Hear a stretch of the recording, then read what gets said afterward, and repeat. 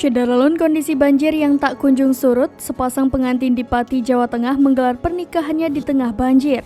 Tamu undangan yang hadir pun harus duduk di tengah genangan air. Banjir yang menerjang Pati, Jawa Tengah tidak menghanyutkan tekad Abdul Basir dan Yuni Murianti untuk tetap menggelar acara pernikahannya. Acara pernikahan tetap dilangsungkan meski harus digelar di atas genangan banjir.